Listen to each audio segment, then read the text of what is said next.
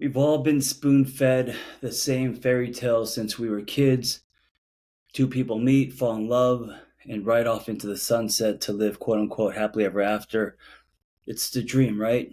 But here's the thing: life is messy, mundane, and full of unpredictable moments. There's also contrast, and each of us have different stories, which wires us a different way. And none of them involve perfect endings or pre packed love. The happily ever after myth is bullshit. The real problem with this fantasy isn't just that it sets up unrealistic expectations, but it completely ignores what real relationships are built on: effort, growth, and a whole lot of uncomfortable self reflection. It's time to abandon the idea that love should be easy and embrace the reality that a fulfilling relationship requires constant work. The myth of happily ever after. Let's break down why the happily ever after myth is so damaging. The idea that once you find quote unquote the right person, everything should just fall into place is not only unrealistic but also harmful. It sets us up for disappointment. It plants the seed that any struggle, conflict, or discomfort means maybe you're with the wrong person. You start to wonder if maybe, just maybe, your soulmate is still out there waiting to sweep you off your feet and fix everything. Here's the truth: struggle is not a sign that you're with the wrong person. In fact, it's often the opposite. Struggle is a sign that you're with a human being who, just like you, has flaws, baggage, a story, an entire life's worth of experiences that has shaped them.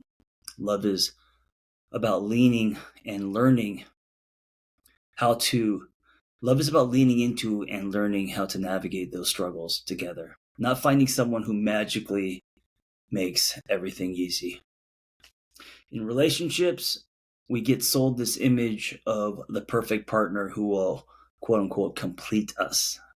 We get told that if it feels hard, it must not be the right relationship. But let me tell you something: if your relationship feels too easy, maybe you're not challenging each other enough. Growth happens in discomfort, not in ease. This is something I learned the hard way: the belief that if it wasn't smooth, then it must be wrong. But that's not how it works. Think about it. If everything felt or always felt perfect, how would you ever grow? We grow when we are uncomfortable, when we're forced to confront parts of ourselves we'd rather ignore. Relationships are a mirror for all that unhealed shit we'd prefer to avoid. What does real love look like? Well, if happily ever after is a lie, what does real love look like? Real love isn't the fantasy of everything being perfect. It's not about finding someone who checks all the boxes and then never having to work on the relationship again. Real love looks like choosing each other every single day. It's waking up and deciding that even though your partner drives you crazy sometimes, they are still the person you want to build something with, the person by your side. It's sticking through the rough patches, even when it feels tempting to run. Real love looks like this: having hard conversations. You're not always going to agree, and that's okay. Real love means being willing to have the tough talks, the honest talks about money, sex, family, and all the uncomfortable things that come with being in a partnership. It's about staying present in the conversation, even when it's hard. Choosing each other every day. Loving isn't something that happens to you, it's something you choose. You wake up every day and make the conscious decision to stay committed, connected, even when things aren't perfect. Commitment means showing up even when it's inconvenient. Loving someone means going on a journey of examining self and why you behave the way you do. It means exploring wounds and the courage to heal them. Loving someone means to work on repair as a practice because ruptures are going to happen. Your relationship is only as healthy as you are. Real love means taking responsibility for your own growth and healing instead of expecting your partner to quote unquote fix you. You can't rely on someone else to make you happy. Let me say that again. You can't rely on someone else to make you happy. You need to bring your best self to the relationship. Embracing imperfection. You're going to mess up. They're going to mess up. Real love means forgiving, learning, moving forward without holding on to grudges or unrealistic expectations of perfection. It's about progress, not perfection. Here's what you should believe instead of the happily ever after myth. The truth is, a relationship isn't successful because it's free from conflict or because it gives you endless bliss. It's successful when both partners are committed to growth as individuals and as a couple. And when its parts, you and your partner create something that is greater than self, right? And then this thing that you've created will become a mirror, will become a greenhouse, will become something that grows its parts. Instead of chasing a fairy tale, here's what you should focus on. Resilience over perfection. Life is going to throw curveballs your way, and so is your relationship. What matters is how you handle them. Like I said before, it's about the ruptures, the repairing of the ruptures, because ruptures are going to happen. A resilient relationship doesn't crumble when things get hard. It bends, stretches, and grows stronger because of the challenges it faces. When both partners are committed to working through difficulties, love deepens, and I think also expands. Growth over comfort. If you think love is supposed to be comfortable at all the time, you're setting yourself up for disappointment.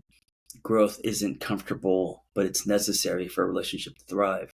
That means being willing to face your own flaws and work on them, rather than blaming your partner for everything that goes wrong.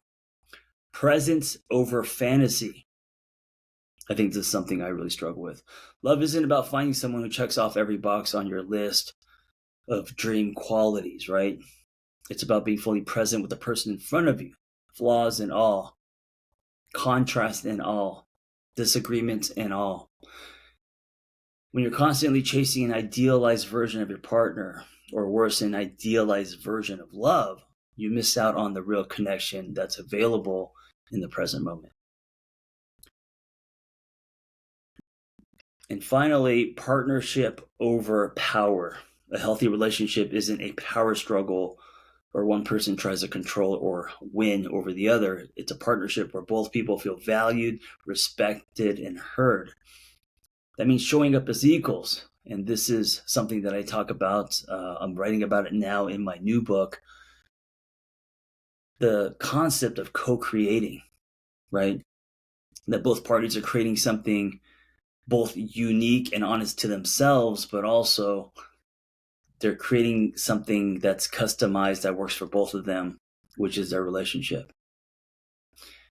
A partnership where both people feel valued, respected, and heard. That means showing up as equals, even when you're having a disagreement, and being willing to compromise without feeling like you're losing.